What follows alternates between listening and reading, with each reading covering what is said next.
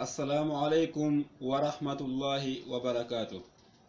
Hare musidɓe julɓe ɗen continue vidéo men on ko woni 4e vidéo on ko hino yewta en fi bonnayɗi dewgal ɗin.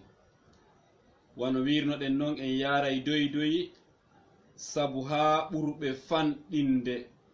faamugol ɓen ɓurɓe mettude faaminde ɓen sabu ha kamɓe kadi ɓe faama. Haray ɗi bonnayɗi dewgal ɗo en wino ko ɗi 12 en yewtiɗi 5 ɓurɗi himmude ɓurɗi mawnude 5ji ɗin en feƴƴiɗin ɗon no heddani en ɗi 6 ko ɗin ɗon wonɗen timmintinade e nder o vidéo ɗo e yurmede Allah subhanahu wa ta'ala. Haray 6 ɓunɗum e ko bonnata dewgal kon wiɗen ko gite bonɗe. Ko wiyete gite bonɗe ɗo non enen fulɓe Fuuta ɓen en ɗuuɗa gandal e mum e pourtant ko hunde himmude moƴƴa. Ɗum ɗo anani no wola fi ɗum ɗo wo haray yaajuɓe gandal ɓe moƴƴa walla jangoyɓe ɓen ka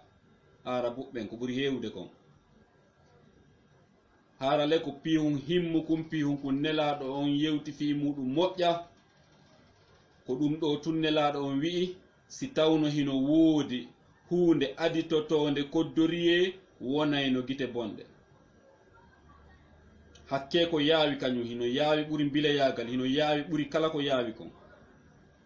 Hakke ko yaawi kañum ko nangata goɗɗo lorra o tigi nelaɗo maaki si tawno hara no woodi ko aditoto koddoriye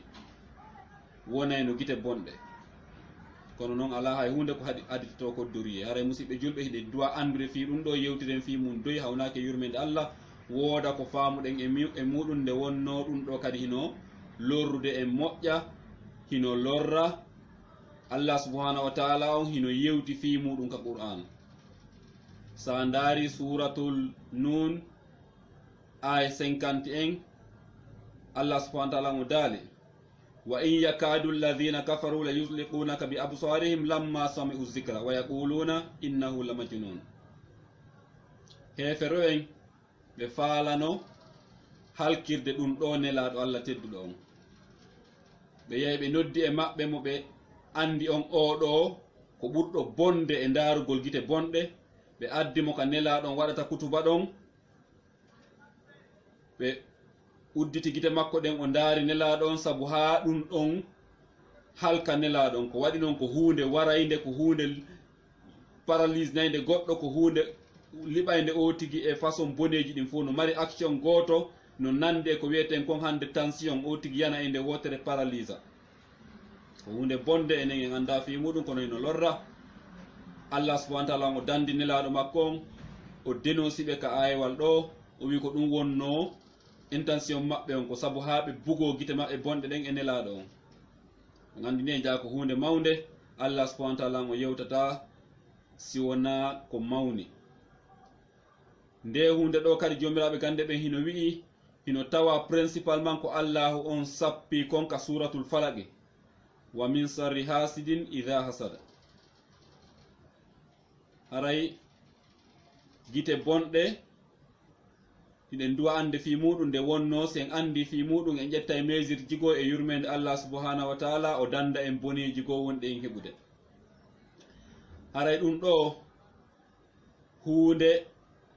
lorrunonde ila e fewdo nelaɗon ɓe découvrir ɗum ɗon ɓe yeeti en fi muɗum. Wano Cheikh Usaymin Cheikhul Islam kanko himo wi wonde wo gite bonɗe ko heɓotowo ko e haasidi. Wano noon kadi jomiraɓe gande yogaɓe hino yaari gon sengo ɗon wonde gite bonɗe ko heɓotowo ko e haasidi. Kono sa yiltitike ka nelaɗo on to a taway gite bonɗe hino heɓo e haawitagol nde wonno goɗɗo no wawi nanginde ɓiɗɗo mum gite bonɗe. Jomiraɓe gande ɓen no wi goɗɗo no nangina hay hoore mum gite bonɗe. Andi noon goɗɗo haasota ko hoore mum. Donc o tigi hino inna haawitagol. Kono noon haawitagol si ari noneji go kadi haray ko haasidi. Donc wiɓe ɓen haasidi kamɓe kadi ɓe mari gonga e noneji go. Nde wonno en général sa wi'i tun haawitagol no ara hara ko haasidi goɗɗo no haawito goɗɗum kadi sabu haawitagol tun hara jeydaka e ko wiyete kon haasagol. Nde wonno haasagol ko pihum bonkum nelaɗo maaki haasidi hino ñaamira moƴƴi goɗɗo wano yiite ñaamirta huɗo yorko. Yiirugol goɗɗo moƴƴere haaso o tigi anniyano o tigi ko boni, miijano o tigi ko boni, ɗum ɗon hino ñaamira golleji ma moƴƴi julde e korka e zakka, ɗum ɗon hino ñaamira ɗum sunna ɗum wano yiite sunnirta huɗo yorko. Haray wattanen yiile ko hunde hawnide nelaɗo maaki sa yi'i moƴƴere e hoore siɗɗo ma on ya du'ano mo. Aray ndaren wano hadis ɗo, oɗo hadis hino yoni ko holla en wonde gite bonɗe ko hunde mawnde. Nelaɗo meeɗi makude al aynu haqqum, o gite bonɗe ko nanton inde mon ɗo ɗum ko goonga ni, hino wawi lorrude goɗɗo façonji ɗin buyi. Ɓe maaki walaw kana shay'un sabaqal qadar sabaqathul ayn. Si tawno hara hino woduno hunde wawude aditade koddureji Allah ɗin hakke ko yaawi fi, haray no aditotono koddureji ɗin gite bonɗe hakke ko yaawi fi. Ɓay kañum no waywa kural ma ndagawal ko directement si fiɗima a santay direct koko yoto goɗɗo no daroni tun yana ma goɗɗum musa mo direct so feñani yimɓe. Haray ɗum ɗo no hawni musidɓe julɓe ko raɓinta noon ɗum ɗo goɗɗo wona wonɗo wo wonɗo aade laaɓuɗo reedu moƴƴuɗo jikku raɓinta goɗɗo gite bonɗe ko yimɓe ɓawluɓe ɓerɗe añamɓe haasotoɓe ɓen ko ɓen ɗon raɓinta goɗɗo gite bonɗe. Haray musidɓe julɓe wonen laaɓɓe reedu wonande tagi fo Allah ngo wota en wonu ɓawluɓe ɓerɗe. Haray noon yen kala e meɗen hino duwa andude wonugol aaden bonɗo ha tawa a añana yimɓe ɓe moƴƴereji Allah ɗin haasoɗaɓe ha tawa hara sa ndaariɓe ɗe gite ma bonɗe ɗo lorrayɓe. Haray ya andudey ko a aaden bonɗo mo nelaɗon yewti fi muɗum ɗum ɗo hino bonna golleji moƴƴi o tigi ɗin kañum kadi nelaɗon meeɗi makude kala haasotoɗo goɗɗo yo andu ɗum ɗon no ñaamira moƴƴi makko ɗi wano yiite ñaamirta huɗo yorko. Haray woɗɗo ɗen piiji wonen laaɓuɓe reedu du'antoɓe yimɓe ɓen. Aray ndaren o hadis ɗo o hollay en hunde hawnide fi gite bonɗe nde wonno nelaɗo hiɓe yewti fi mum nokkeli buy kono ndaren o haɗi ɗo taw nelaɗon ɓe meeɗi wiide gite bonɗe ko goonga wota goɗɗo e mon sikkito ɗum hino lorra goɗɗo noneji ɗin fo. An Umar bun Rabi'a o sahabajo tedduɗo ɗo radiyallahu anhu yo Allahu lan ɗon yarlomo o wi qala rasulullah sallallahu alaihi wasallam nelaɗo Allah ɓe maaki idha ra'a ahadukum min nafsihi kala e moɗon yiiɗo e hoore muɗum moƴƴere aw maalihi maka jawdi makko moƴƴere ko adi kontaw yo o tigi yettu Allah subhanahu wa taala o tigi du'ano hoore mum alhamdulillahi rabbil alamin allahumma barik li fihi warzuqni khayran minhu. Hara koye hoore ma goɗɗo no nangina hoore mum gite bonɗe, goɗɗo no nangina ɓiɗɗo mum gite bonɗe, aw min akhihi ma hara koye hoore siɗɗo ma on yiiɗa ko hawnu ma kon woni ko nema mawɗo e kala moƴƴereji Allah ko Allah okkata kon neɗɗo ma yujibu konko hawnuma fal yadu lahu bil baraka. Nelaɗon maaki haray torano o tigi yo Allahu lan ɗon barkinanmo ɗum ɗon. Allahumma barik lahu fih warzuqhu khayran minhu. Ɗum ɗon koye da'iman kala moƴƴere nde yiiɗa e hoore siɗɗo ma toranomo Allah yo Allahu lan ɗon barkinanmo ɗum ɗon yo Allahu lan ɗon arsukumo kadi ɓuri ɗum ɗon e moƴƴude. Siko hoore ma kadi kala ko Allah okkorma yettu Allah ha moƴƴa toroɗa Allah yo Allah barkinane ɗum ɗon yo Allahu lan ɗon okkore ɓuri ɗum ɗon moƴƴude. Wona laaɓuɗo reedu yiɗuɗo gomɗinɓe ɓen yiɗanɗo gomɗinɓe ɓen moƴƴere. Nelaɗo maaki la yuminu ahadukum hatta yuhibba li akhihi ma yuhibbu li nafsi. Goɗɗo e mo wonata gomɗinɗo ha o yiɗana siɗɗo makko julɗo on ko yiɗani kon hoore makko. Donc ta yi'u moƴƴere hoore siɗɗo ma tawa hara hino mette ka wonkima koyo a welto du'anoɗamo sa du'anike mo Allah subhanahu wa ta'ala itta e malaika du'anoma an kadi ko du'aniɗamo ko no ronka jabari kono malaika ɓen ko du'anima kon an jaboto wonen aray o hadis mo yiɗon ɗo ɗum ɗo yoni ko faaminana en wonde kala moƴƴere nde yiiɗa e hoore siɗɗo ma ko ya du'ano o tigi wona sifa ndeɗo moƴƴere walla wona ndeɗo. Wona yimɓe ɓen fof bugoto goɗɗo gite bonɗe no woodi yogaɓe e yimɓe ɓen kono ɓay andaka ko hombo e hombo haray kala mo yiiɗa moƴƴere e hoore muɗum an julɗo on du'ano o tigi wano yirɗa ka hadis ɗo ni. Haray musidɓe julɓe wonen du'atoɓe wonen laaɓanoɓe yimɓe ɓen reedu ɓe bugantoɓe yimɓe ɓen gite bonɗe no tawa e muɗum ko niwre ka nder ɓernde o tigi, no tawa e muɗum angal gandal, no tawa e muɗum ɓerɗe ɓaleeje ni tun yiɗe mari woɓɓe hara fayda ko ɓe seytaneji laaɓuɗi. haray wattane yiili musidɓe julɓe reeno ɗen e haasagol yimɓe ɓen haa ɗum wona sabu lorra ka lorreten yimɓe ɓen.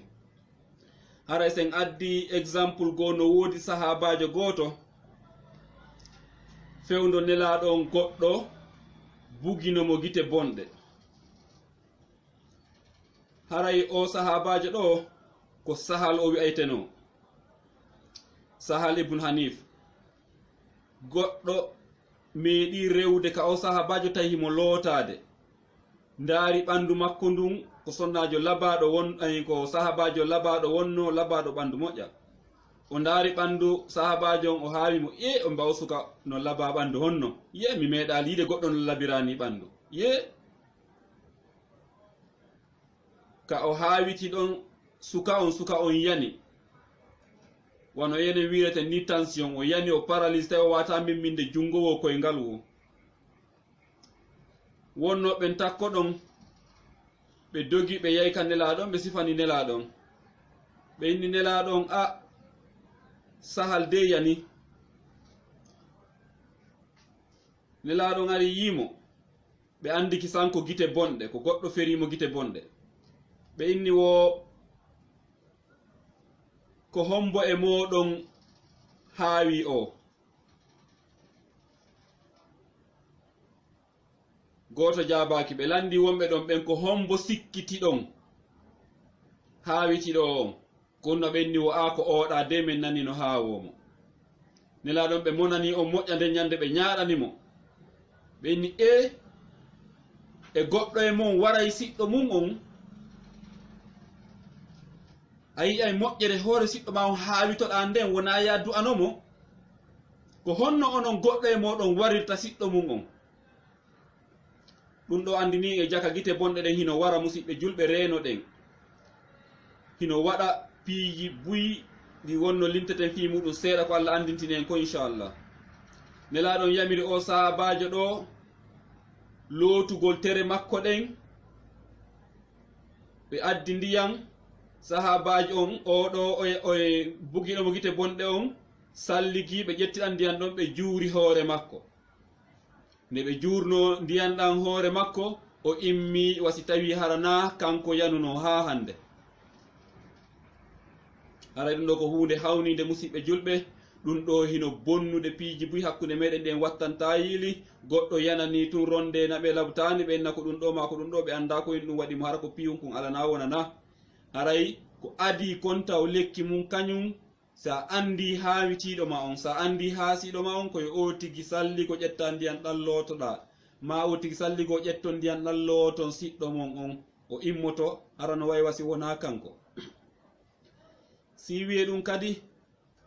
haray ko kañum gite bonɗe ɗen nelaɗo meeɗi rewde payku ñande goo himo nawni moƴƴa.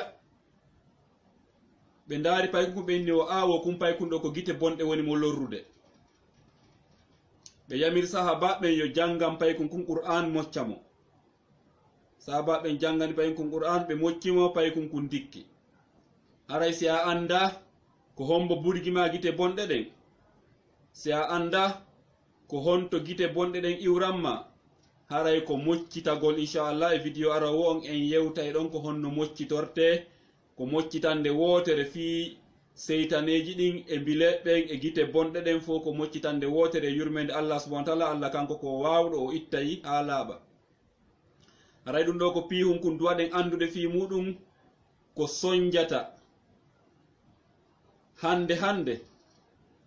sonnaɓen ko ɓuri hewde kon.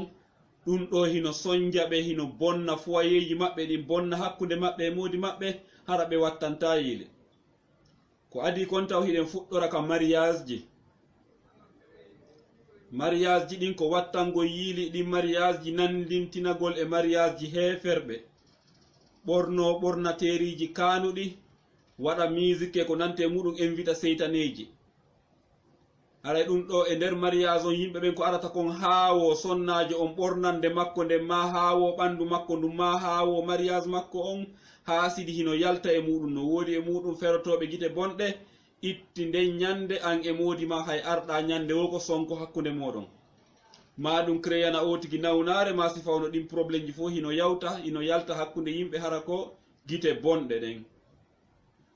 Haray ɗe gite bonɗe ɗo wattane yiili ɗi photoji publiéteɗi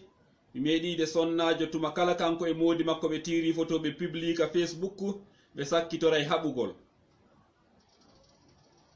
neɓa ha e hoore kara hamɓe weldito e yurmede Allah subhanahu wa taala. Maɗi photoji kadi publigol photoji ɓiɓɓe ɓen ɗum kadi fo hino affecta ɓiɓɓe ɓen nde wonno en yii dalilji laaɓuɗi wonde ɗum kadi hino wawa affectude fayɓe ɓen. Ɗum ɗo fo haray en wattana yiili lekki muɗum noon ko wattango yiili si iwi ɗon kadi ko moccitagol. Ngol moccitagol wota en accir ɗum ɓaawo hakkunde meɗen, woɗɗitoɗen noone no Allah yeddirte noon,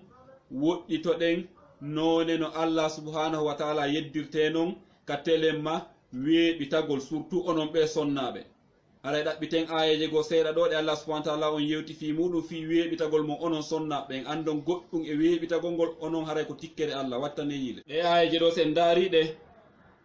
en yiyay contraire ko wonɗen wadde kon hande e haajuji men ɗin. Wattane yiili musidɓe julɓe, o Qur'an ko o Allah subhanahu wa taala on yamiri en yen tinto e muɗum sabu ha heɓen yaafuye makko naaten aljanna. Sen daari noon ɗe ayeje ɗo en daari no haajuji men ɗi woni feƴƴire noon hande bandiraɓe rewɓe e worɓe fo no jillodirɗe e haajuji ɗi mo kala ɓornora no faalira yaha ton daaridira. Haray ɗum ɗon dey Allah subhanahu wa taala himo harmini noone no wonɗen waɗirde haajuji men ɗin noon hande ko ɓuri hewde e majji. Nde wonno ko ɓuri hewde e meɗen hande ko daarugol européen ɓe ɓen américain ɓen no ɓe waɗirta haajuji ɗin noon waɗira noon ɓornagol no faalira rewɓe e worɓe yaha jillodira ka haajuji ko tawatara ko ɓuri hewde e sonnaɓe ɓen e on haaju ɗon a taway ɓe hay tiggare ala ka hoore maɓɓe. Wiyete ɓen no ɓorni moƴƴa a taway ko lincum ɓe haɓɓi ka hoore ɓe inna ɓe taari. Haray ɗum ɗo hino hawni musidɓe julɓe, ɗum ɗo hino mari toɓɓere e nder nde yewtere nde wonɗen ɗo gite bonɗe. Wona gite bonɗe tun ɗum ɗon okkata kono noon kadi bakkatu iwurɗo ka Allah subhanahu wa taala nde wonno ko hunde harmude. Si tawi hunde harmude nden ardinama yeeso ɗi piiji ɗo fo lorra e o tigi hara hay du'iɗa hay toriɗa Allah kankadi o arata intervention nde wonno ko harmini waɗuɗa. Haray ndaren ayeje ɗen aye 30 e 31 suratu Nur Allah subhanahu wa taala himo yewti en ɗon moƴƴa noone no bandiraɓe duwa wa'ude ka yaltugol ka yaasi nde wonno si en waɗa wa'ali no Allah wiri noon waɗay effet e meɗen. Ɗi haajuji ɗi yiɗon hande koye ɗi haajuji seytaneji ɗin woni yiide bandiraɓe men ɓen remarka ɓe jaatoɓe piyaɓe koko yata bandiraɓe men no feeta yanira ni e ko nante muɗum ko ɓuri hewde kon seytaneji ɗin koka haajuji maka place ji maka tumbodiralji kañum e worɓe jananɓe ko ton seytaneji ɗin remarkata o tigi ha jokka o tigi arda e makko ka muɗum. Ma ɗum gite bonɗe ɗen ɗe wonɗen yewde fimum ɗen kadi koye ɗi haajuji e ɗi photoji e ɗi filmuji vidéoji ko ɓuri hewde kon ko ɗon remarque on yanata e o tigi. Hiɗa yaha haaju arta artida e museyndi goɗɗum haade alama musude ko yata arata fuɗɗima musude. Hiɗa yaha haaju arta hewta tun an e modima haɓon ɗum ɗon wona saabu ko senduma e ittuma e dewgal mangal tikkere Allah subhanahu wa taala. Ɓornoɗa noone no Allah hulan ɗon harminiranma ɓornagol yalta ɓornora noon yaha haaju on arta tun tawa Allah tikkaninoma. Haray ɗum ɗo musidɓe julɓe wattane yiili ndaren ayeje ɗen Allah subhanahu wa taala o daali bada usbillahi minash shaitanir rajim ko an yo nelaɗo on yeeto gomɗinɓe ɓen ullil mu'minina. So tawi andi ko a gomɗinɗo a tijjiɗo yaafede ka Allah naade aljanna haray andu ko annoddaɗo jento ko wi'aɗa kon. Ullil mu'minina wi'u gomɗinɓe ɓen yahuddu min absarihim wa yahfazu furujahum dhalika azka lahum inna Allah khabirum bima yasnaun.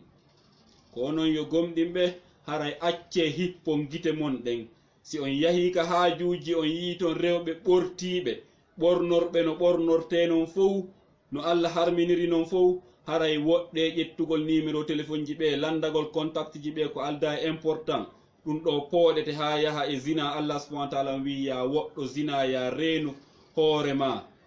hippugite maɗen reena hoore ma ko ɗum woni ko moƴƴanma e nden gurdam maɗan ka adna ɗo nde wonno sa waɗali ɗum andita tun Allah subhanahu wa taala himo andi kala ko fefindiɗa hay yitere ma nden heñƴi e debbo janano Allah subhanahu wa taala himo andi wona no haala fi sa hiwrike mo ma sa ƴetti numéro makko wattane yili bandiraɓe worɓe ɗum ɗo ko onon waaja. Bandiraɓe rewɓe onon kadi nane ko Allah subhanahu wa ta'ala on waaji on kon si tawi on andi ko on gomɗinɓe jentoɗon ayaji Allah ɗen. Allah on daali wa qul lil mu'minati yeeto bandiraɓe rewɓe ɓen yeeto gomɗinɓe rewɓe ɓen yahudna min absarihinna wa yahfazna furujahunna wala yubdina zinatahunna illa ma zahara minha. Yoɓe hippu gite maɓɓe ɗen, yoɓe accu yawgol ka haajuji, ɓe ndaara worɓe janamɓe, ɓe hiwrodira e worɓe janamɓe, ɓe jonnidira numéro ji téléphone ji, ɓe yewtira yewtireji bonɗi ko pooɗata ɓe e zina. Yoɓe hippu gite maɓɓe ɗen, ɓe reeno e zina, yoɓe woɗɗo ko wiyete kon zina. Ɓe ƴetta tiggaje maɓɓe ɗen, ɓe tiggo ha moƴƴa, ɓe suuɗa balbe maɓɓe ɗen. Ayi, wal yadribna bi humurihinna ala juyubihinna wala yubdina zinatahunna illa li bu'ulatihinna aw abaihinna aw abnaihinna. Ayi, yoɓe ƴettu tiggaje maɓɓe ɗen, ɓe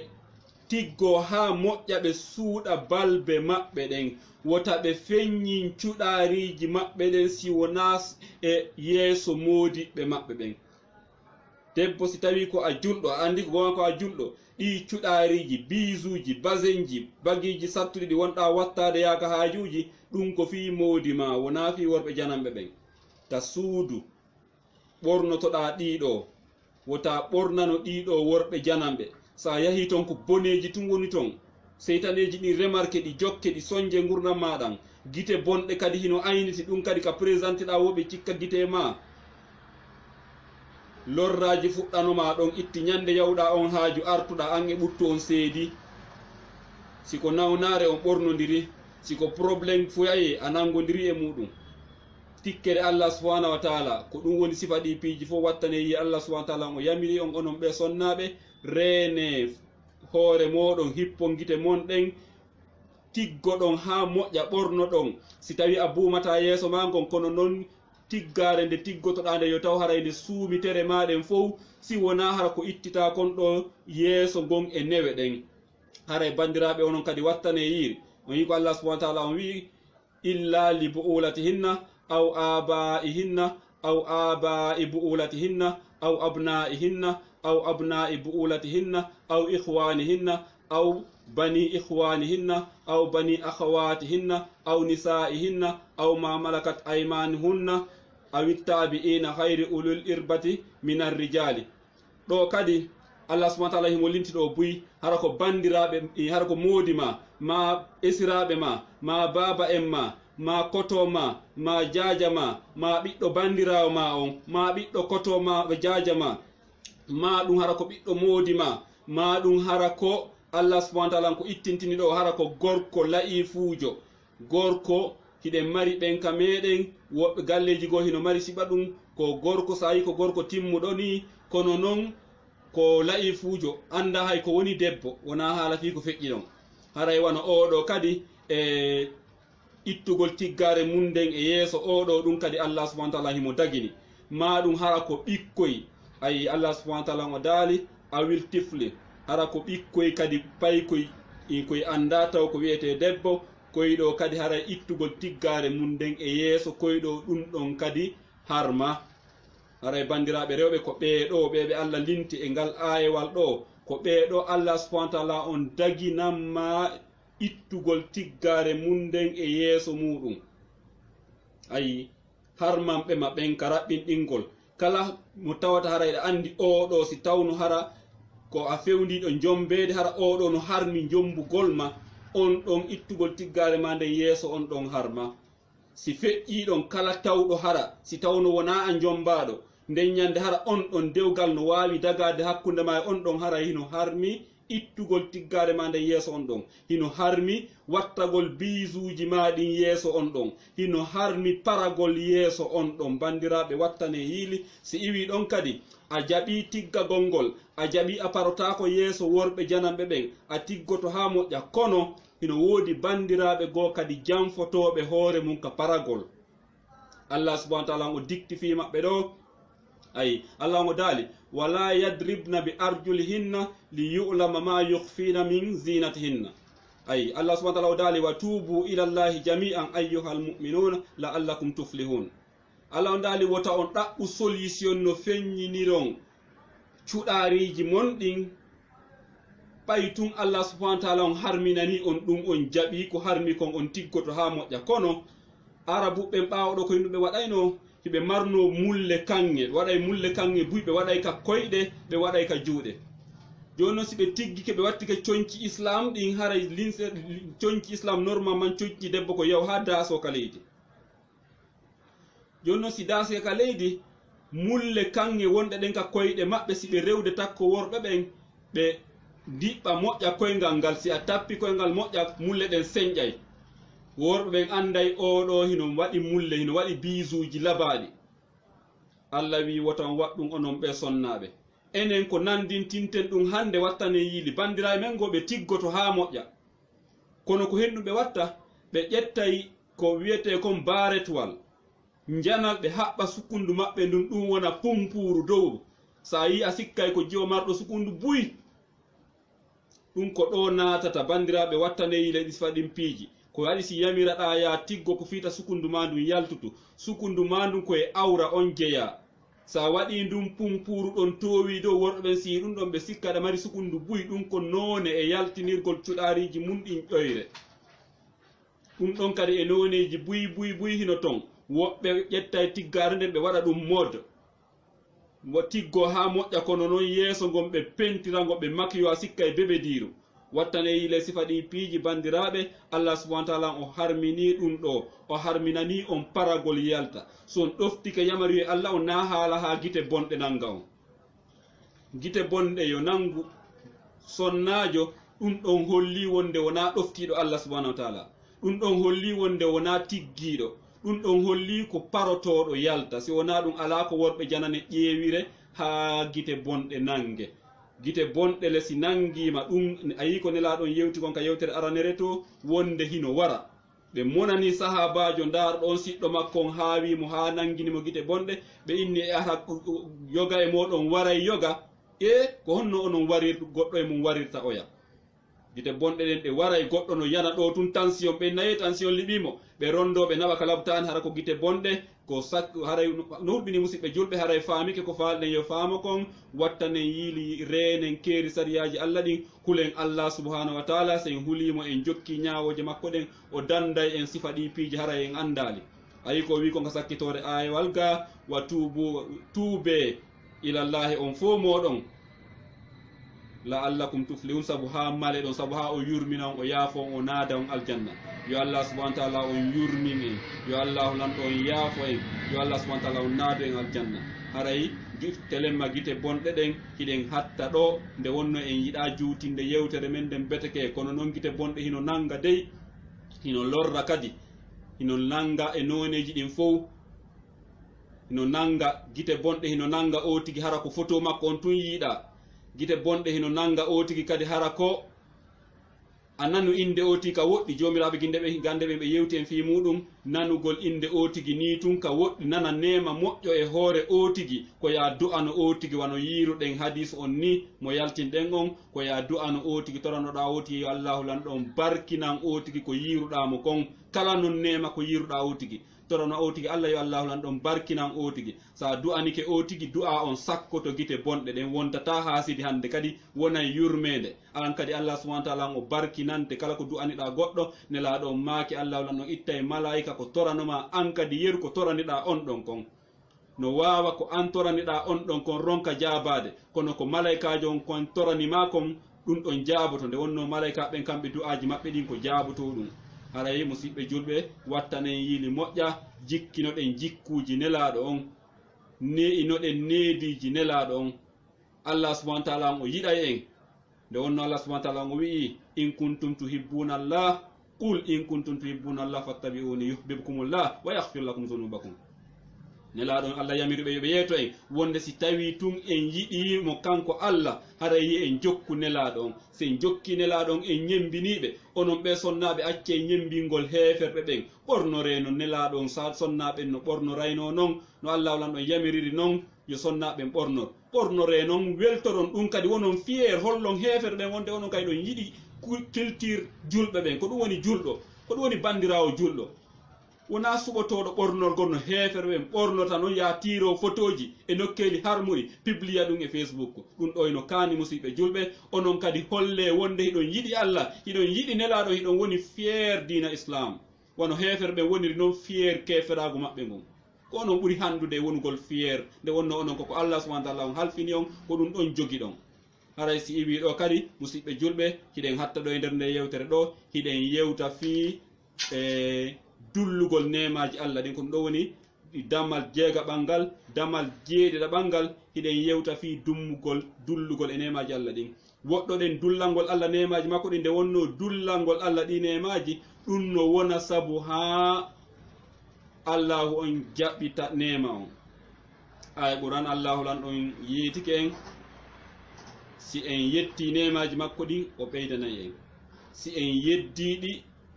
lette makko ɗen no satti ko ɗum woni wigol en wonde o jaɓitayɗi haray sen addi misal telemma gon sengo ɗon en adday tun yewtere seeɗa iwru nde annabi Ibrahima giɗo Allah on mo anduɗon on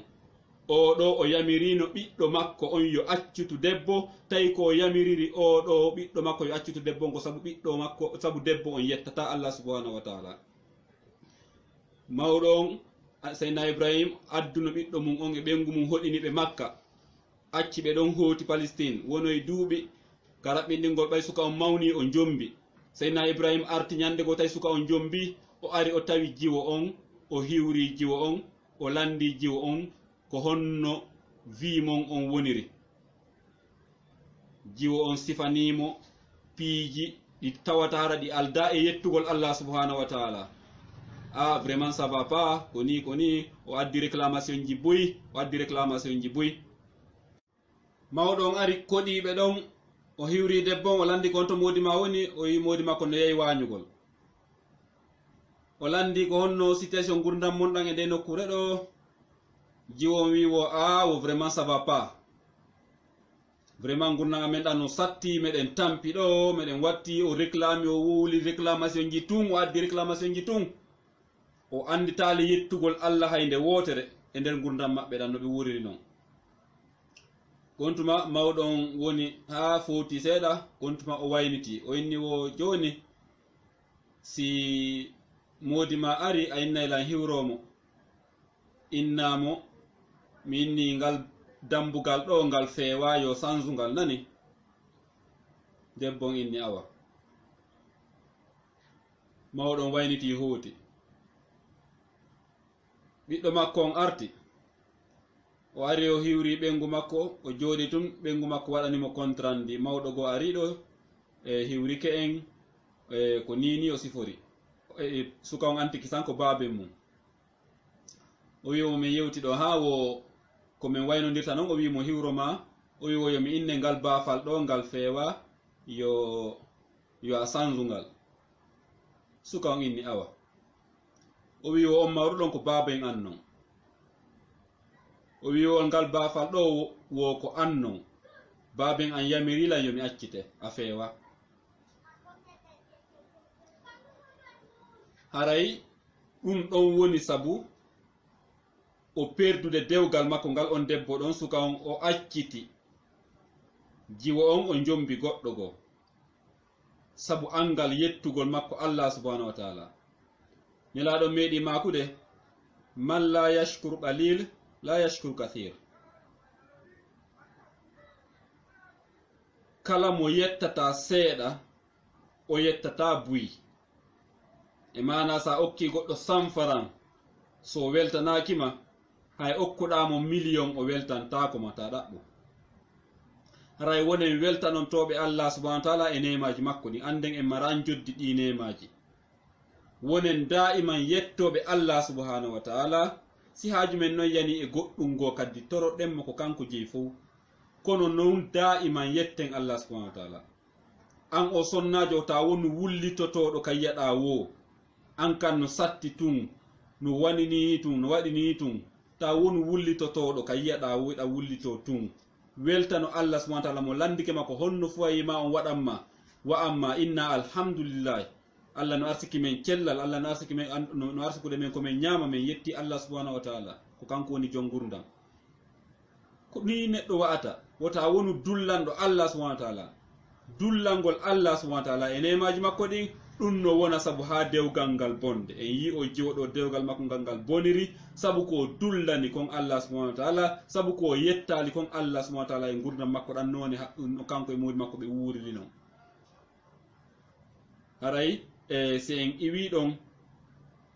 wiɗen ko hikkiɗon ko yiɓɓe bomɓe ɓen ko on ɗo woni jeetataɓo on.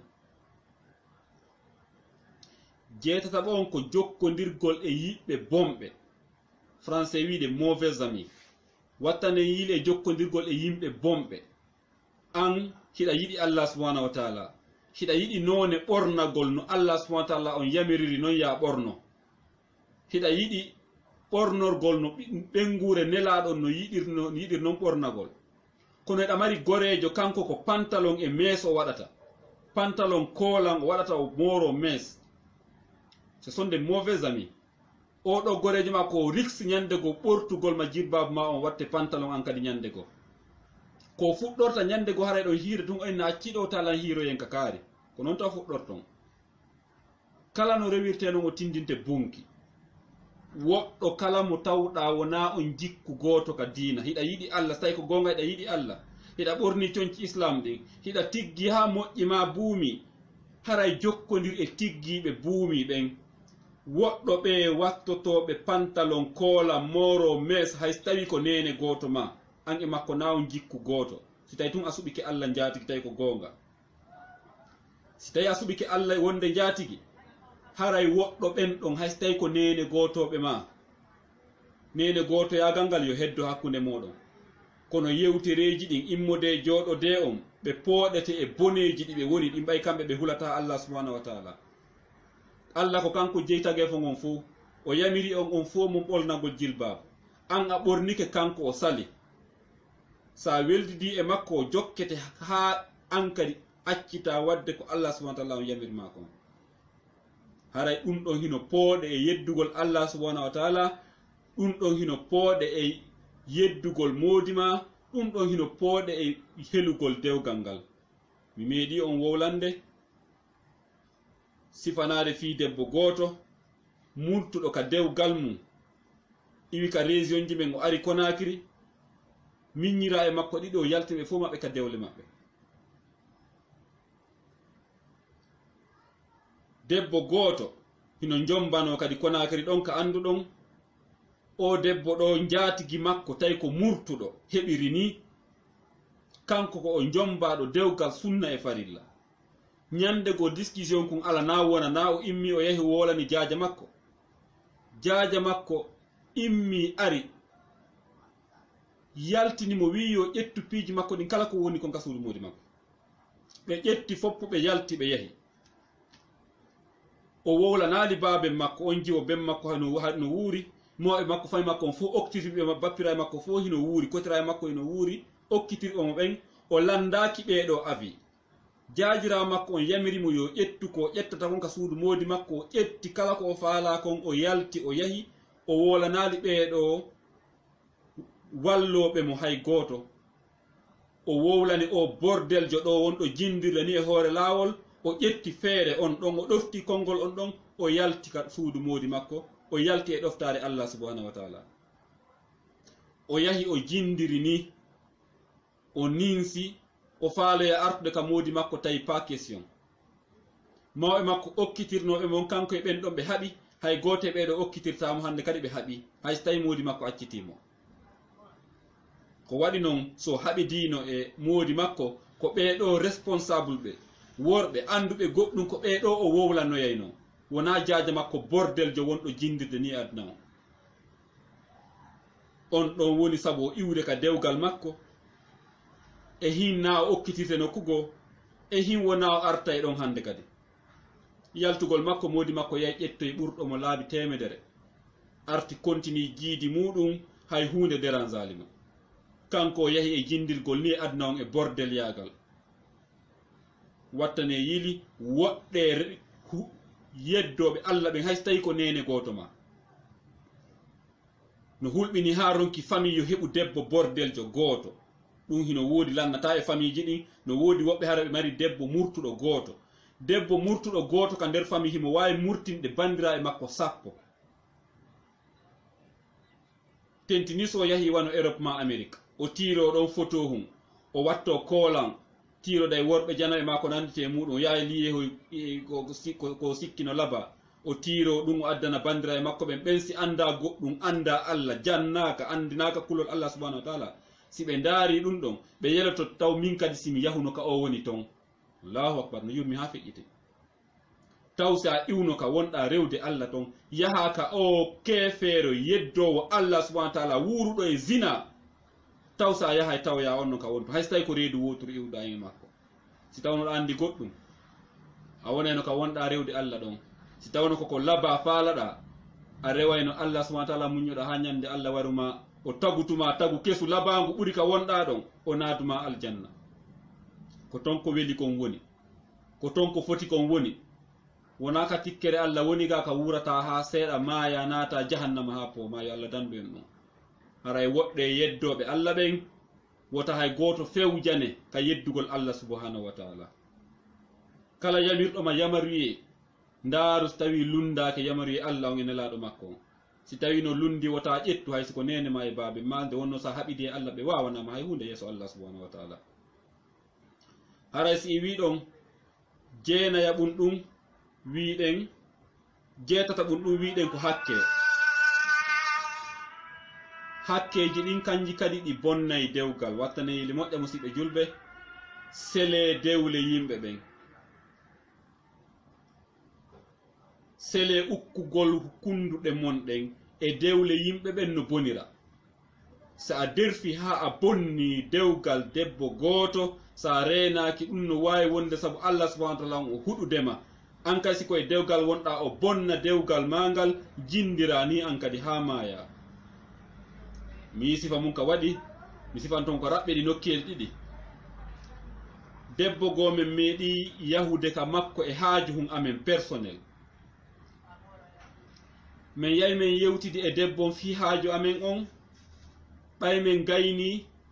ɗowtuɗolan on yewtudugol e debbo on fi haaju on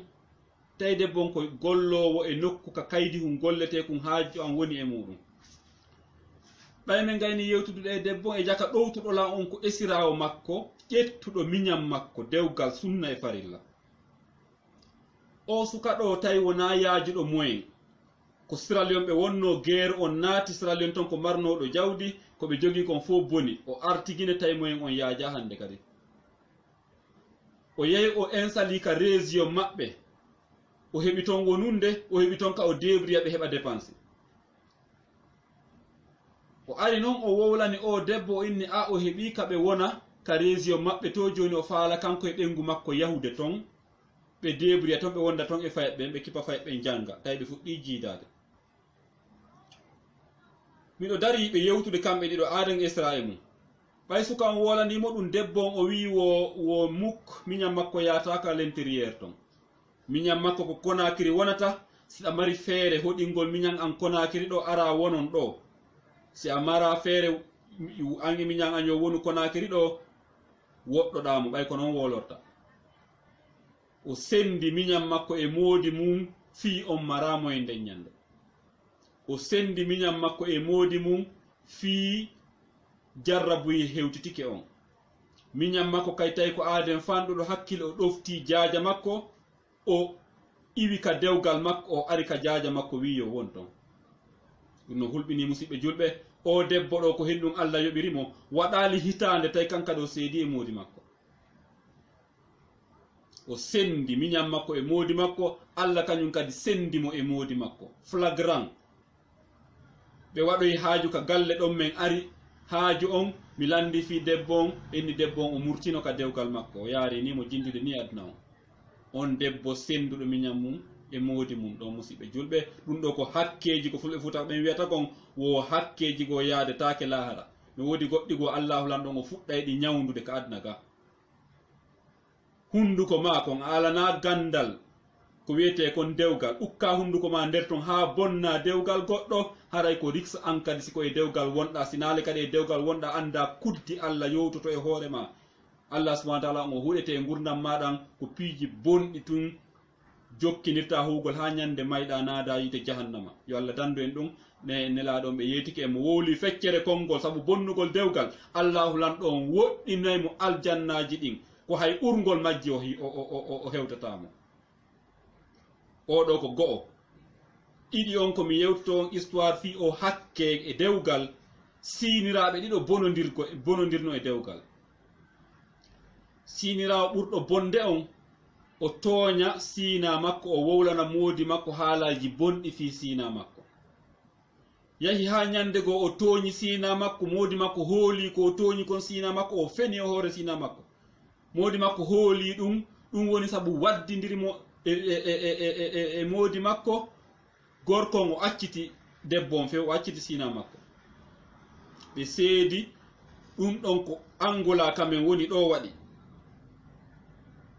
debbo on o hooti gine few o ɗa wontide e moodi mo hande kadi nan ka debi ɗon aaden bonɗo ka debi ka waɗɗa bone on ɗon a sikkay a gañike ala ɓurɗo ma wonde jofojo e tage fo Allah ngo mo waɗi ko boni sikki gañike haɗa oɗo ko jofojo nde wonno ko ni ɓo bone on o tourno ya o arta kadi o yana e hoore ma bone mala place e nder tage fo Allah ngo sina e hoore jommum oɗo debbo duuɓi tati himo wondi e moodi makko ɓaawo moodi makko seedude e sina makko si tikkere Allah nden aroy hoore makko kanko e moodi makko ɓe haɗi moodi makko accitimo moodi makko accitimo yehi ha ɓe jooɗi ha état wowla ronka moodi makko wi faanaka mo hande kadi debbon o felliti moodi makko accitimo ɓe waɗi delende o ambarkoto o hoota guine debbon jooɗi ñande go o wulli moƴƴa ha yimɓe ɓen andi wona ko moodi makko accitimo kon o woni wullude ɓe ngalɗi ɓe landimo ko henɗum o woni wullude o wi wona hande moodi an accitilan neeɓi ko moodi an accitilan moodi an accitanno ɗum waɗi duuɓi tati ni moodi an accitanno ñande o accutuno nden sina an tawi jaka ko debbo marɗo hakkil kanko kadi ɓe indi ko honno ɗum woniri o wi ko mapinilan hande ko hunde wotere taw si moodi an waɗanaylan ɗum si moodi an wallaylan mi yiitida e on debbo mi toromo yo yaafolan ko woni sabu moodi an accitudemo kon wona kanko waɗunomi tooñumo ñande moodi an accituno on ɗon ko nden ñande o accitilan min ko min o accituno nden ñande nde wonno ko min bonnuno bonnere nden hande noon ko mapinilan mi andi kam moodi an accitilan mi perdi dewgal an ngal kono noon wonde mi yaada e hakke oɗo debbo mi wonda e makko gurdan an ɗan fof ko ɗum ɗon mapinilan hande toranelan moodi an yo walla mi yiida e oɗo debbo mi toromo yo yaafolan gurdan an ɗan wota mi mayde hakke makko ɗum ngalɗini jama o moƴƴa musidɓe julɓe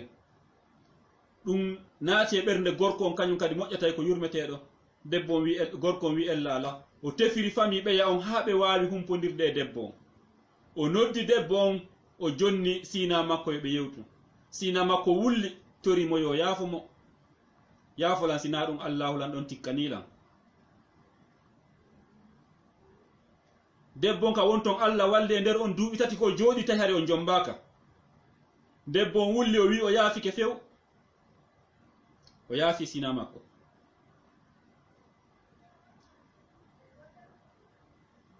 moodi makko landi si tawi on jombitama fami makko inni on jombitaka moodi makko torimo jombi artirimo ha o hewti firti hotugol oɗangol yaafimo artirimo ka dewgal makko kamɓe ɗiɗo kala ɓe arti ka dewgal maɓɓe ɓe jooɗi bandiraɓe wattane yiili mo boni o bonani hoore makko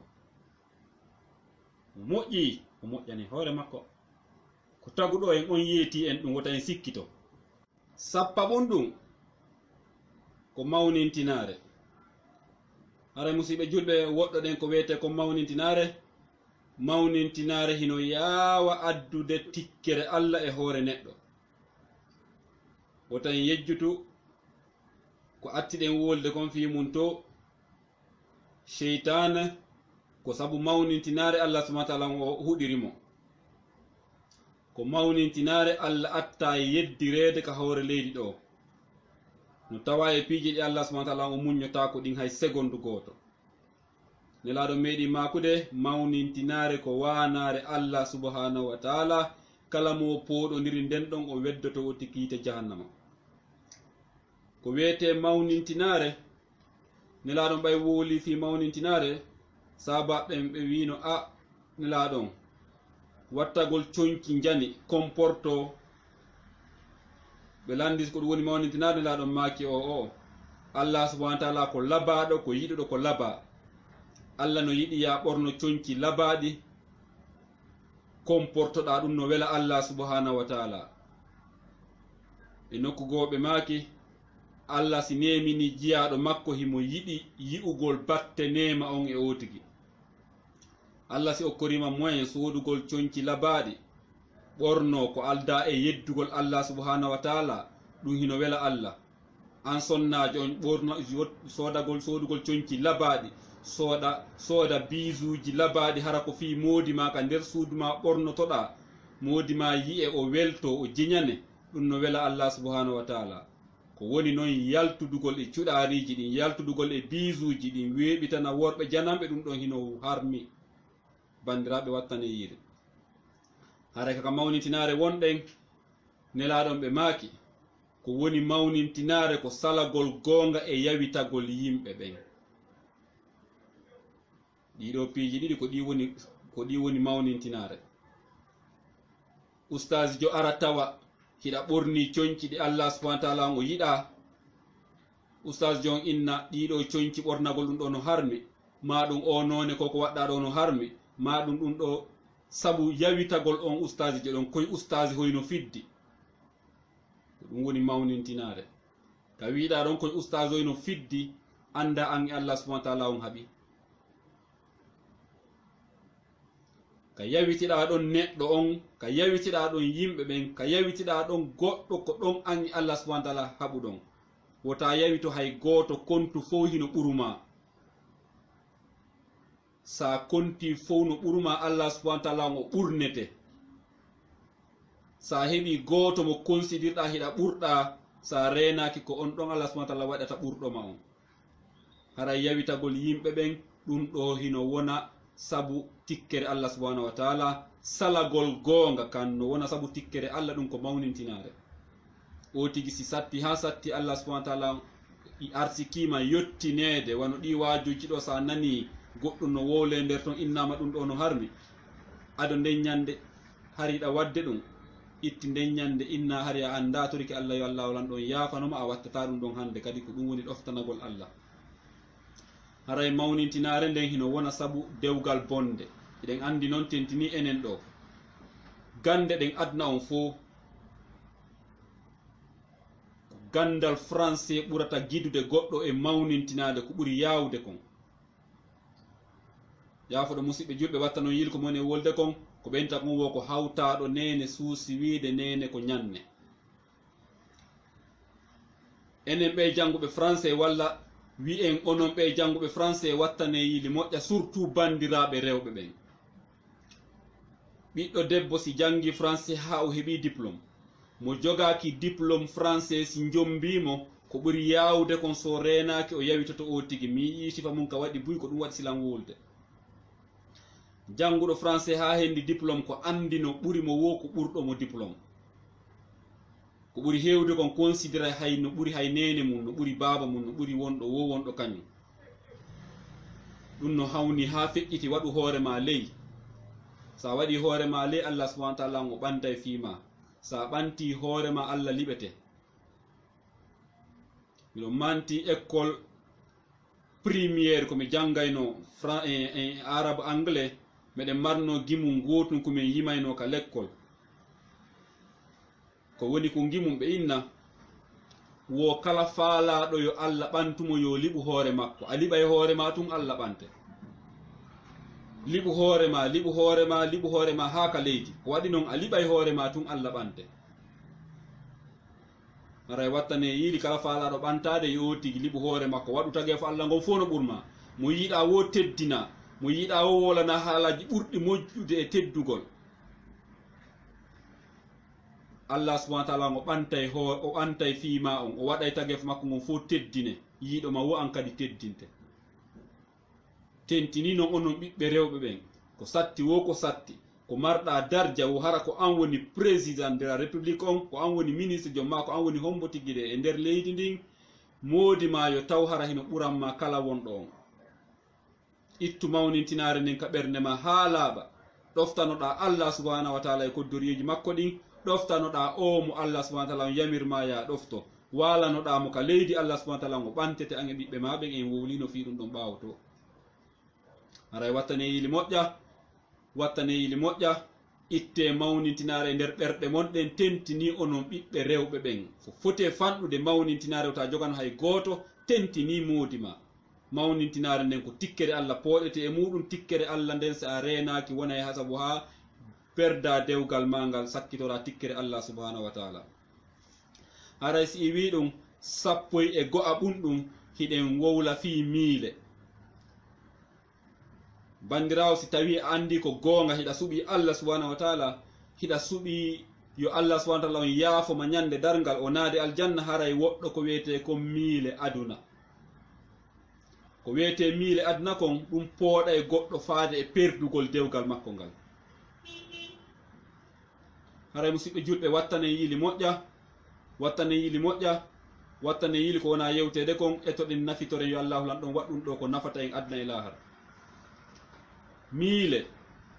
wota en ƴettu exemple ka woɗɗi ƴetten exemple e nelaɗo men on Muhammad sallallahu alayhi wa sallam Allahu lan ɗon jarribotonoɓe jarrabuyeji sattuɗi kamɓe ɗengure maɓɓe nden ɓe tampayno ɓe sanna dépense no sifa e histoire ji nelaɗo on ɓe meeɗi wonde lebbi ɗiɗi ɓe heɓali ko ɓe defa mi fal jaagoy ndaare ka histoire ji nelaɗo on en ala tan addugol ko juuti en raɓɓinɗinayi sonna e maɓɓe fillike wonde ɓe tiggiti ɓe ndaari lewru ndun ndu yehi ha ndu hewtiti ka ndu wonno ɗon ɓe heɓali ko ɓe defa ndu yehi kadi ha ndu arti ka ndu wonno ɗon pour la troisiéme fois ɓe heɓali ko ɓe defa ko ɗum woni lebbi ɗiɗi jokkodirɗi ɓe huɓɓali yitte ka maɓɓe ɓe saggina ko defete wattane yili musidɓe julɓe no fanɗi e meɗen heɓoɓe sifa nden sattede ɗo en toriki Allah lan ɗon dandu en basal yo Allah lan ɗon dandu e sifa ɗin sattedeji kono noon kamɓe ɓen guure maɓɓe nden ɓe muññi ha nde wonno banu adama kan ɓernde nden ko ɗumanni ɗum sonna e maɓɓe ñande go ɓe jooɗi hakkunde maɓɓe ɓenni enen hiɗen woni sonnajo ɓuraɗo yiɗede on e tagoy fo ngon sonnaɓe ɓe Allahu lanɗo on ɓuri yiɗude ɓen hoɗo muɗum e nder tage fo ngon ko enen wonata en ala coñci labaɗi enen kadi en ala cuuɗi labaɗi en ala ɗum e ɗum en ala ɗum e ɗum ɓe wulliti Allah subhanahu wa ta'ala o nani ɗum ɗon nde wonno ko nanowo yi'owo ɗum metti Allah subhanahu wa ta'ala moƴƴa bandiraɓe wattane yiri ƴetten exemple ji ɗin e nelaɗo men on taw ɗum metti Allah subhanahu wa ta'ala moƴƴa Allahu lan ɗon o réagisi ka qur'an ndaren ko Allahu lan ɗon yewti ɓe ka qur'an ɓaawo ɓe miijade sifa ɗin miijoji ɗon ɓaawo ɓe wowle sifa ɗin konguɗi ɗon ndaren ko Allah subhanahu wa ta'ala wiɓe ndare suratul ahzab aya 28 et 29 ko Allah subhanahu wa ta'ala yeeti kon ɓengure nelaɗo on bandiraɓe rewɓe wattane yili moƴƴa hule Allah subhanahu wa ta'ala woɗɗo ɗon miileji aduna Allah subhanahu wa ta'ala o daali ya ayyuhan nabi ko an yo annabajo Allah adresi e annabajo yo noddu ɓengure makko nden fof o joɗɗinaɓe ɓe yewta ko fi hon ɗum ko tiiɗi yani nelaɗon anda sonnaɓe wooli ɗum kamɓe noon kanko Allah subhanahu wa ta'ala e hunde wirnaki mo Allah subhanahu wa ta'ala o wi nelaɗo noddu ɓengure ma nden ɓe ara ya ayyuhan nabi ko an yo nelaɗon ɓulli aswaji ko yeeto ɓengureji maɗin in kuntunna turidnal hayata dunya wa zinataha si tawi tun ko ɓurani on ko cuɗariji aduna e mbeleɗe muɗum si tawi tun ko ɗum ɗon ɓurani on fata alayn haray are umatti e kunna wa usardi e kunna sarahan jamila mi okkora e on jawdi mi okkora on yeru ko faala ɗon kon ha yona mi accita on yahon jokkon aduna min nami aaden aduna mi okkora e on jawdi Allah simo faalano nden ñande ko contenaire kange o waylayno o jonna rewɓe ɓe yaha hakke nelaɗon wi wo so tawi ko aduna faala ɗon haray are mi okkora on jawdi mi accita on yahon jokkon aduna ko faala ɗon kon jokkon nandintino ɗon e lamɓe aduna on nandintino ɗon e ɓe yimɓe aduna wonɓe nandintinade yimɓe aduna ɓen siko ɗum faala ɗon are mi jonna on jawdi ha yona yahon nde wonno min naami aaden aduna min naami aaden aduna nelaɗon noddi ɓengure maɓɓe nden joɗɗini ɓe yeetiɓe ɗum ɗo wonde awade ko ɗum ɗo Allah wi on wowli konguɗi mettuɗi Allah subhanahu wa taala ɗum ɗon noon Allah subhanahu wa taala kanko ɗum ñawore makko no yaawi si tawi ko aduna ɓurani on haray wowla nelan Allah wi wo o okkoray on o accita on nelaɗon seerayɓe ɓe fof maɓɓe accita ɓe jomba woɓɓe goo adda ko ɗum yi aywal ngal faalani yeytade si tawi noon o ko wolirɗon ɗum ɗo ko fiitun haala no weli ko wolirɗon ɗum ɗo naka ɓernde mum woni ko wolirɗon ɗum ɗo ko ɓaytun haala ari ka hunduko tawi ko goonga si tawile kadi wa in kuntunna turidna Allah wa rasula si tawi ko Allah ɓurani on ko nelaɗo Allah on ɓurani on ka ɓerɗe moɗon e hoore goonga waddaral akhira si tawile kadi ko lahara on ɓurani on yo Allah subhanahu wa taala on okku on aljanna ñande dargal fa inna Allah adda lil muhsinati min kunna ajran azima haray ande de Allah subhanahu wa taala o marani on joddi mawnde o marani on joddi ndi eɓɓidirtake aduna o marani on joddi ɓuttinayndi ɓerɗe mon ɗen o marani on joddi si on yii ndin ɗon on yejjitay fi lankoye aduna ruwa hoye président hoye ko ƴawrayno jolda e otoje so on yii ko Allah marani on ko ñande dargal on yejjitay kala ko yiino ɗon e aduna haray ɗum ɗo ko needi ndi Allah subhanahu wa taala on ne'i ndin needi sonnaɓe nelaɗon yoɓe woɗɗo miile aduna onon ɓe bandiraɓe amen hande kadi ko ɗo Allah wi yo on ñembin ko ɓeɗo Allah wi e ñembin nelaɗon e sonna e mum ɓen e ɓen gureji mum ɗin onon kadi ñembine ɓeɗo woɗɗo ɗon miile aduna andon si on woɗɗike miile aduna on rewi Allah subhanahu wa taala on ɗoftanike Allah subhanahu wa taala e dewle mon ɗen Allah subhanahu wa taala himo marani on nden joddi mawdi ko ɗum woni aljanna wota on yejjutu ɗum ɗo ha kefeero mo anda hay hunde jatotoɗo ƴawra jolda sansidira worɓe ñande wo ñande ƴawa e otoje hebbina gite moɗon ha wattiton ɗum ɗon e aljannaji ɗi Allah fodi on ɗin bandiraɓe katele ma miile ɗo hino nangi seccenɗe ɗen ɗiɗi kala wona rewɓe wona worɓe ko woni ɓay ko fi dewgal wonɗen yewtude haray ko telema dewgal ngal appiyeten bandiraɓe rewɓe jooɗiɓe e dewle wattane yili moƴƴa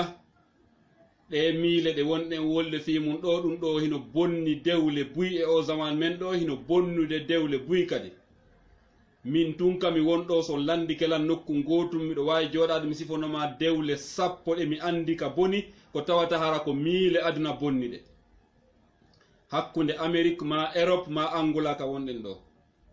haray bandiraɓe rewɓe wattane yiili o miile ɗo ala ko pooɗata e goɗɗo si wona e tikkere Allah subhanahu wa taala ko satti wo ko satti a wawa ɓeydude arsike ma on e ko Allahu lan ɗon windan ma kon hay hunde ko wakkiliɗa wo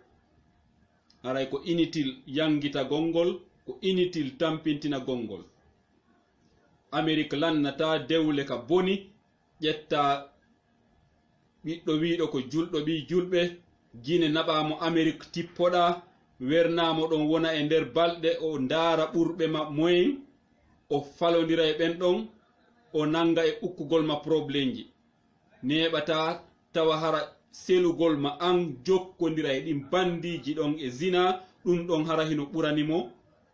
muññagol wondon e dewgal ka Allah subhanahu wa taala yamirimo ɗon Europe kadi wayi noon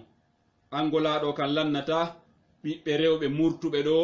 hooti tawa hara spécialement ko ɓe hootiri ko sabu miile aduna pet ɗum ɗon on a konta e ha ronka bandiraɓe wattane yiili murtugol ma ngol taw ka ñande townuɗa koyngal ma ngal yaltuɗa ka dewgal ma anda an e Allah subhanahu wa taala on gaynidi on mo tijjiɗa noon hino yaafima bakkatuji maɗin on mo tijjiɗa hino naaduma aljanna taw si haaju ma nun hino e aljanna haray wattane yiili musidɓe julɓe wallitoɗen bandiraɓe men ɓe nde wonno enen kadi hino woodi rôle jigoɗi duwaɗen zuude enen mawɓe ɓeeɗo jiwɓe wonɓe murtude e dewle mum ɗen. mi yii ko yahata nokkeeli tati timmuɗi ɓiɗɗo debbo hino murta ka dewgal mum hara ko mawɓe makko ɓen woni responsable murtugol makko ngol. falindiramo e gorko mo fottiri ni ma ɗum nunnanamo falondirgol e gorko mo fottiri ni ma ɗum nunnanamo yaadu Europe ma Amérique iwa ka dewgal makko sabu miile aduna. hino woodi e meɗen enen mawɓe jiwɓe ɓen hara miile ɗen hino ɓuri kulol Allah ngol. ɗum hino hawni bandiraɓe wattanen yiili. mi yiiri gite an ɗen newnanɓe ɓiɗɗo muɗum debbo iwgol ka dewgal makko yaha Amérique sabu miile aduna pet ko alda e waynagol moodi makko. ɓay moodi makko yaajamoen ala ɓe waɗande ko ɓe faalakon ɓe heɓi occasion no ɓiɗɗo maɓɓe on yaara Amérique tawi hiɓe tawa e darotoɓen sutena jiwo on o iwaka dewgal makko o yaha e zina. ko honto oɗo ɓiɗɗo debbo woni yaade ɓe no andi ɗum pelleti ɓe andi. ɓay o wona diplôme jogi so yahi ɓe felliti wona e bureau woni joɗade wona ingénieur joni oɗo yaha ton waɗoya honɗum bordel yaagal mooɓa ndin jawdi yiite jahannama adda jonna on ñaamon ɓay on hulata Allah subhanahu wa taala. ko ɓuri kanude kon en wowlay haajumen alayo goɗɗo weltano en haajumen alayo goɗɗo monano en. waajotoɗo oti ko sabi Allah wolirta mono faala gomɗima nomo faala acca ɗon mono faala welto mono faala mono. waajotoɓen kamɓe ɓe woolay ko Allah subhanahu wa taala on yamiri kon yo woole. bandiraɓe men hino yaade Amérique hara hay hunde ɓe jokka ton sina bordel yaagal e Europe hara so hunde ɓe jokkoya to sina bordel yaagal. ko ɓuri bonde kon kadi hara hay bareji heefere ɓen ƴawna e hoore maɓɓe. en foyi ɗen andi lannataɗo ɓiɓɓe rewɓe ɓen ɓe coxeur ɓe wonɗon wattidirɗo ɓe muɗum ɓe moƴƴina kaydiji ɓe inna ɓe naɓiɓe Europe. ndaare France 24 yahay ka site France 24 ndaron yahay ka site ji télévision jani ɗin ɗaɓɓi ton ɗon. si on faala en adda e adresse ji muɗum yahay ka YouTube on ndaaray ɗon vidéo yi ɗo lannata jiwɓe africain ɓe wonɓe iwde Afrique ɗo yaada e coxeur ɓe ɓe yaha ɓe mooɓa ɓe haa suudu heewa ɓe oblige ɓe waɗugol zina. ɓe nasa waɗali zina ha men heɓa 50 000 ma 60 000 dollars ma euro a yaltataɗo ɓe soka jiwon e suudu ɓe hokkorimo ñaami woso jaɓi wadde zina. hay bareji hefere ɓen arda e muɗum e nden nokkure ɗon ɓe ƴawna e hoore ɓen ɓiɓɓe africain ɓe ɗon. wattane yiili onon ɓe mawɓe wonɓe sutende ɓe ɓiɓɓe mon ɗo jiwɓe ɓen ko ɓuri hewde maɓɓe hara ɓe anda ko sawi ɓe hewtoyi toon wosi ɓe humpito ɗum ma hara ɓe andi ɓay ɓe felliti kaɓe woni e yaade toon koye leyɗele heefere ɓe woni e yaade leyɗele ɓe hulata Allah subhanahu wa taala. ɓe soka ɓe cuuɗi si o tigi sokama e suudu weelama balɗe tati ñamali ko tigi wi'a yo waɗu wo waɗay. wattane yiili Allah subhanahu wa taala hino wooli ka Qur'an wota on forsu ɓiɓɓe mon rewɓe ɓen yahugol e zina. acce aya jeɗen hino waali e kene eɗen ƴetti Qur'an on wallini seɗaɗa hiɗen wadde faaleji meɗen. ɓiɓɓe rewɓe wonɓe yawde ɓen e dewle muɗum Amérique ma Europe murta hay hunde ala ɓe murtinde si wona zina miile aduna. wonɓe ɓen yahude kadi yaha hara wona e dewgal yahi ɗum kadi hino anda hay hunde ɓe jokkoya toon sina zina. an bandirawo ma ɓiɗɗo ma debbo iwa ɗo yaha Amérique ma Europe hiɗa fellitina e dewgal ɗo woni on ɗon yaha ɗon nelde 50 dollars ma euro ƴetta ɗin ɗon 500 ñamaka nder reedu ma eɗa felliti ko yiite jahannama wonɗa ñamude. honto marɗa ka tawya Allah subhanahu wa taala. enen o zaman men ɗo ko hen ɗum haɗi enen kadi hulen Allah subhanahu wa taala toroɗen Allah yo Allah yaafa en bakkatuji men ɗin o naade en aljanna. nde wonno ko tonnema woni en foy ɗen felliti aduna on kon ko seeɗa hun en feƴƴay joni nde wonno woɓɓe arino feƴƴi ɓen ɗon heddaki wona enen. Allah subhanahu wa ta'ala wi ka Qur'an ba'da auzubillahi minash shaitani rajim innaka mayitun wa innahum mayitun thumma innakum yawmal qiyamati inda rabbikum tahtasimun. wattane yili musidɓe julɓe nelaɗon Allah subhanahu wa ta'ala yetike nelaɗon ɓe mayay pellet ɓe mayino neɓi. yetike wondiɓe nelaɗon ɓe mayay pellet ɓe mayino neɓi. yetiken enen kadi en mayay enen kadi ko mayde men nden habbiɗen ko hen ɗum haɗi waɗen très attention e gurdam men ɗan yiɗen felliti en yahay joni ɗaɓɓen ka taw en taguɗo en on kañum kadi o yaafo en. aray wattane yiili wallen bandiraɓe men ɓe wota ɓe yaw e boneji ɗin si ɓe yahi ko jahanname ɓe woni yaade muɗum si ɓe salike en ɗoftade konguɗi men ɗin Allah seedi tanto en wonde en wino wota ɓe yahu ɓe yahi si ɓe yahile kadi hollumo wonde on wonda on alda so neldima wota ñaamo ɓaywona wasko ɗum ɗon jogi gurdam maɗan hollamo an e makko on alda ɓiɗɗo debbo jombaɗo dewgal sunna e farilla o jiidike ɓiɓɓe ɗiɗo o murti o yalti ka dewgal makko mawɓe makko ɓen tawino wonde e makko o yahi Amérique o acci ɓiɓɓe ɓen o accidi moodi makko e ɓiɓɓe ɓen o yahi o naati e bordel yaagal mawɓe makko ɓen tawino wonde e makko koye ɗum hikki ɗon o golla ɗon ko ɓe andi kon himo gollude o ƴetta ɗimbuɗe o addana ɓe ñaama ɗimbuɗi ɗi on ɗon woni addude ɓe ƴetti ɗin ɗon mawɓe makko ɓen ɓe hajjuroyi ɗum koko mi andi fimo mi woni e wolde ɓe hajjoya ka hombo fiitin yo wiye ɓe hajjoyi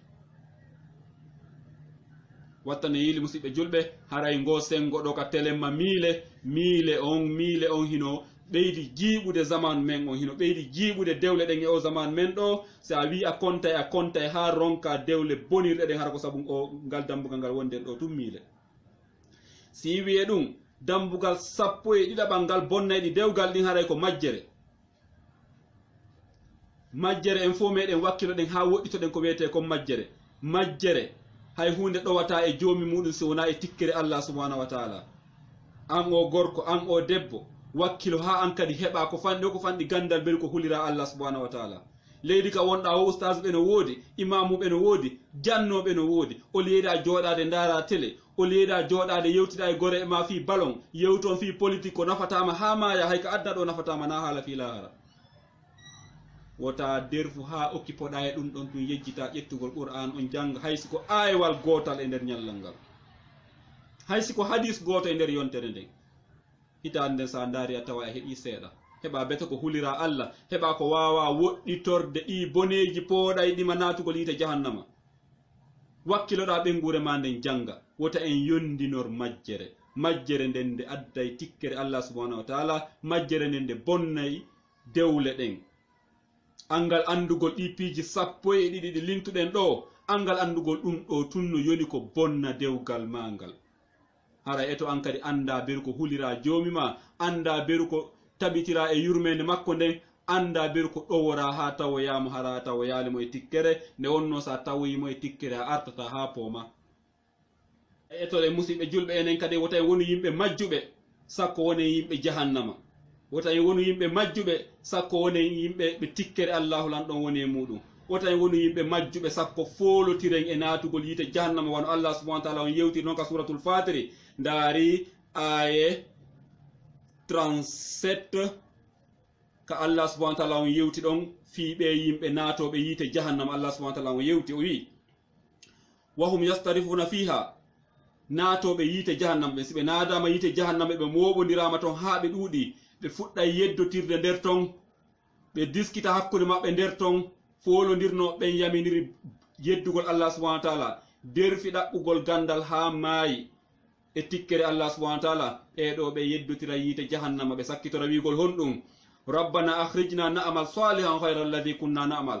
ko anyo joomi amen min torikima Allah yaltimmen nder ɗo natta men ka aduna sa natti men e ngol lawol ɗo min andi ko wowlano ko jaka ko gonga sa natti men adna tum men golla e golleji moƴƴi men gollata ko boni hande kadi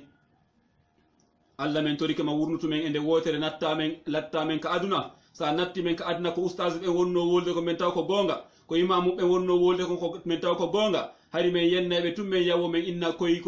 hino fiddi e jaka ko gonga men andi ko gonga men torikima nattu men ka aduna men golla e hande kadi golleji moƴƴi men yeddatama hande kadi ko innum Allah jaabotoɓe waddaɓe aduna hande kadi oye Allah olan ɗo wi awalam nu amirkum Allah ko ɗum jaabotoɓe awalam nu amirkum ma yatazakkaru fihi man tazakkara wa jaakumun nazir emi wurnano on yeru komi wurni kon ɓen wiijitinoɓe nani jaɓi waajuji ɗin mi wurnano on yeru komi wurni kon ɓeeɗo awalam nu amirkum ma yatazakkaru fihi man tazakkara wa jaakumun nazir emi wurnano on yeru ko mi wurnuno kon ɓen waajitiɓe na ɗon tun hatti kadi mi neli e moɗon waajotoɓe Allah neli annabaɓe lontiɓe ustazi ɓe lontiɓe imamuɓe arɗo wo waajoto ha ronka ɓeɗo fo yetanoki on sali ɗon sa heɓuno duuɓi 50 ay tawa e gurdam maɗa no wodi heɓunoɗo duuɓi 50 ɗofti Allah sa heɓuno duuɓi 20 a tawa e gurdam maɗa kadi goɗɗo go an sa yeddi Allah goɗɗo go heɓuno duuɓi 20 ɗofti Allah naati aljanna duuɓi ɓeru ko heɓuɗa natuɗa yite jahannama o a tawa e marɗo même âge ma ino ka aljannaji e jaka ko yeru ko natuɓe aljanna ɓen wurnakon ko yeru ɗum yimɓe yita ɓen kadi wurna wona wasi yimɓe aljanna ɓen kamɓe ɓe heɓu duuɓi wulure tawa hara yimɓe yita ɓen kanko duuɓi 50 pette heɓi sakko wona kamɓe kay si ɓe wurnano ha ɓe hewti yeru ko ɓeeɗa heɓi kon kamɓe kadi ɓe wajitoto o en fo ko gurdan gotan wuruɗen si woɓɓe yeddi Allah woɓɓe naati yiite ko ɗum ɗo Allah jaaboyto tawge fo ngon e yo hande yomi yaltin on mi naɓa on aduna non wajito ɗon ɓay on salino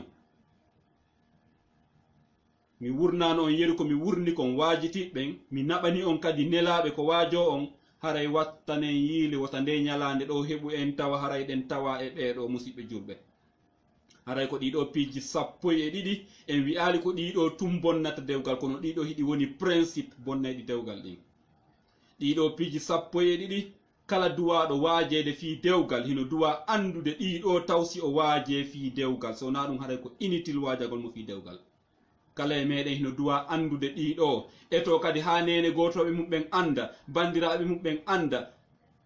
rewɓe mum ɓen anda oti eto ha adna Allah on fof anda ɗiɗo kañum kadi Allah subhanahu wa ta'ala on yoɓa e oti joddi moƴƴiri nde wonno